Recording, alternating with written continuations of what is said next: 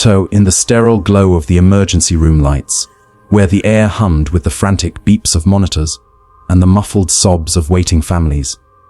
Officer Elena Vasquez lay motionless on the gurney, her once vibrant eyes now dulled by an invisible torment. Her badge, still pinned to her torn uniform, glinted mockingly under the fluorescence, a symbol of the justice she had sworn to uphold. Now powerless against the enigma ravaging her body, 20 of the finest doctors in New York City's Bellevue Hospital had converged like shadows in a storm, their white coats a blur of urgency, yet none could pierce the veil of her suffering. She was slipping away, her breaths shallow and ragged, and in that moment of collective defeat, a chained prisoner in an orange jumpsuit was dragged into the chaos, not as a savior, but as a last, desperate gamble. What they didn't know was that this man, dismissed as a criminal, held the key to a mystery that would rewrite the rules of life and death. The chaos had begun hours earlier, on a rain-slicked night in the heart of Manhattan, where the city's pulse throbbed with sirens and shadows. Elena Vasquez, a decorated NYPD officer with a reputation forged in the fires of the Narcotics Division, had been leading a routine raid on a suspected drug den in Hell's Kitchen. At 38, she was a force of nature, tall, athletic, with sharp features framed by dark hair pulled into a no-nonsense ponytail. Her colleagues admired her for her unyielding resolve, born from a childhood in the Bronx where survival meant outsmarting the streets. But that night, as her team breached the door of the abandoned warehouse, something went catastrophically wrong. A haze of unknown chemicals filled the air, not the usual meth or heroin fumes, but something insidious, odorless, engineered in the dark underbelly of illicit labs. Elena was the first through the door, her Glock drawn, her voice commanding the suspects to freeze. She inhaled deeply, shouting orders, and then it hit. A wave of dizziness, her vision blurring like ink in water, her limbs turning to lead. She collapsed amid the scuffle, her body convulsing as if an invisible hand squeezed the life from her. Paramedics arrived in a frenzy, their sirens cutting through the downpour like a wail of despair. By the time they wheeled her into Bellevue's ER, Elena's condition had deteriorated into a medical nightmare. Her heart rate spiked erratically, her skin flushed with unnatural heat, and her pupils dilated to black voids. The attending physician, Dr. Marcus Hale, a veteran with salt and pepper hair and eyes etched by too many lost battles, took one look and called in reinforcements. "This isn't overdose," he muttered to his team, his voice tight with frustration. "It's something else, something we've never seen."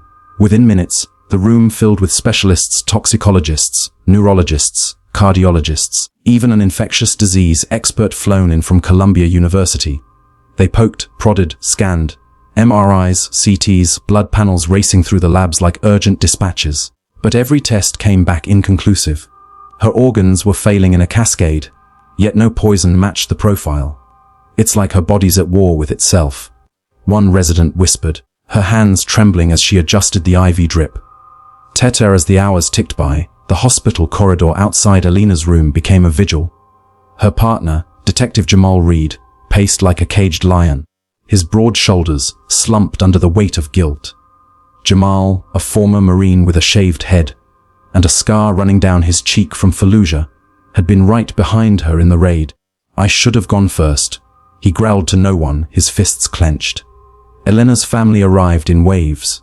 Her mother, a frail woman with calloused hands from years as a seamstress, clutching a rosary. Her younger brother, a firefighter, his face pale with unspoken fear. Whispers spread through the staff, 20 doctors now, consulting in hushed clusters, their faces masks of professional detachment hiding mounting panic. Dr. Hale, leading the charge, slammed his fist on the conference table during their third huddle. "We're missing something. Damn it. What is it?" Theories flew. Exotic toxin from overseas, rare autoimmune flare, even bioterrorism. But nothing stuck. Elena's vitals plummeted, machines wailed in protest. Time was bleeding out. Chow in the bowels of the hospital, far from the sterile drama upstairs, another story unfolded in the dim light of the holding cells. Marcus Duck Thompson, inmate number 47892, sat shackled to a bench, his orange jumpsuit stained with the grime of Rikers Island.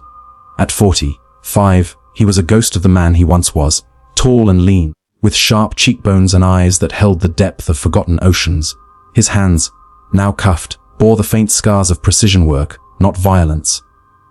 Doc wasn't your typical prisoner. He had been a surgeon once, a rising star in cardiothoracic medicine at Johns Hopkins, until a fateful night 5 years ago when grief and rage collided. His wife and daughter, killed in a hit and run by a drunk driver who walked free on a technicality, had shattered him. In a haze of vengeance, Doc tracked the man down, confronting him in a seedy bar. What started as words escalated to blows, and in the chaos, the driver fell, cracking his skull fatally on the concrete. Manslaughter, the jury said. 10 years. Doc's medical license revoked. His life reduced to prison blues. But in Rikers, whispers of his past lingered. Inmates sought him for makeshift medical advice. Guards turned a blind eye when he stitched wounds with smuggled thread. So that night, fate intervened in the form of a prison transport van. Doc was being shuttled to Bellevue for a routine check, up on an old injury, when the call came over the radio. Emergency at the hospital, all hands on deck, even prisoners if needed for blood donations or odd jobs.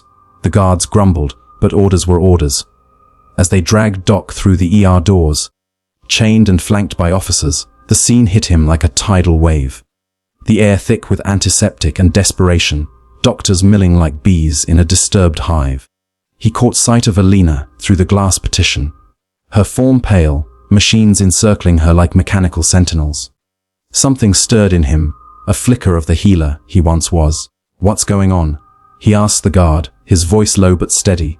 The guard snorted. "Some cop's dying. 20 docs can't figure it out. None of your business. Convict." But it became his business when Dr. Hale, in a moment of sheer exasperation, overheard the exchange. Hale, bleary, eyed from caffeine and failure, glanced at Doc's file on a nearby tablet, pulled up by a curious nurse. Former surgeon. Hale's brow furrowed. What the hell, bring him in. Can't hurt at this point. The room fell silent as Doc was led to Elena's bedside, chains rattling like a harbinger. Doctors exchanged skeptical glances. Jamal Reed's eyes narrowed in distrust. "He's just a prisoner," one specialist muttered, arms crossed. Doc ignored them, his gaze locking on Elena. He studied her with the intensity of a man reclaiming his purpose. Her shallow breaths, the erratic monitor beeps, the subtle tremor in her limbs. "Let me see her chart," he said quietly, his voice carrying the authority of lost expertise. Hale hesitated, then handed it over. Doc's eyes scanned the pages, piecing together the puzzle that had eluded them all. As minutes stretched into an eternity, tension coiled in the room like a spring. Doc's face remained impassive, but inside, memories flooded back. Operating theaters bathed in bright lights, the steady rhythm of hearts under his scalpel, the oath he had taken to do no harm. He requested gloves, and against protocol, they were provided. Gently, he examined Elena's arm, where an IV line pierced her vein. His fingers, though shackled at the wrists, moved with practiced grace, pressing lightly on her skin. There, a faint discoloration, almost imperceptible, like a shadow beneath the surface. "You've checked for compartment syndrome?" he asked, his tone neutral. The doctors nodded impatiently. Of course they had. But Doc pressed deeper, his touch revealing a subtle swelling that the scans had missed, masked by the chemical haze in her system. "Not just that," he murmured. "Look closer.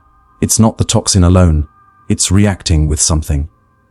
The room held its breath as Doc unraveled the thread. The raid's chemical wasn't a standard poison. It was a designer neurotoxin, engineered to mimic a heart attack while inflaming tissues.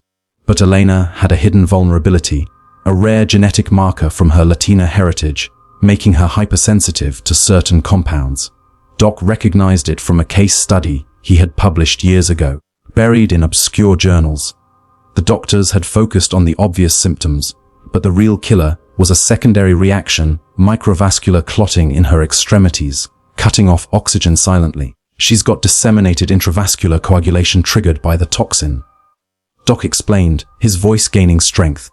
"But it's localized here, in her arm. The IV site's infected with a stealth bacteria from the warehouse, amplifying it.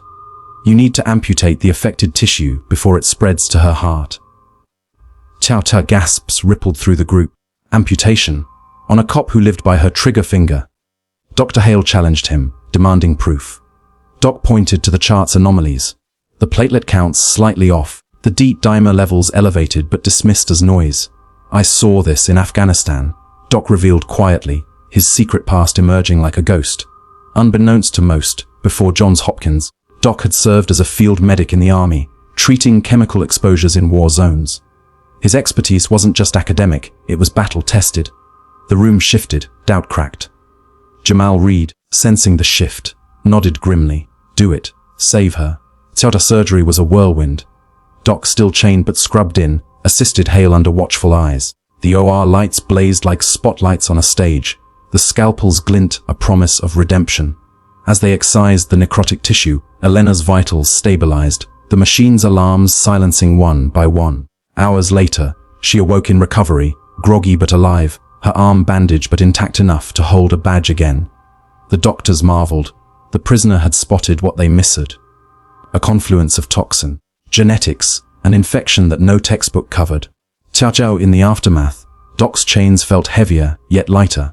Back in Rikers, petitions for his pardon circulated, led by Elena herself, who visited him weeks later.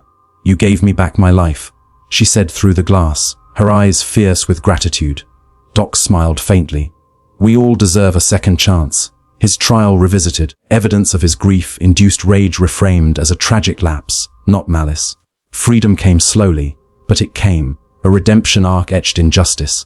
Tarah, and so, in the quiet hum of a healing city, a prisoner's insight bridged the gap between despair and hope, proving that heroes wear many uniforms, even orange. Tarah, what if the person you least expected held the power to change everything? Have you ever witnessed a moment of unexpected heroism or felt the sting of underestimation? Drop your stories in the comments below. I read every one. If this tale of redemption and resilience moved you, hit that like button, share it with a friend who needs inspiration, and subscribe for more cinematic stories that dive deep into the human spirit. Until next time, keep believing in second chances.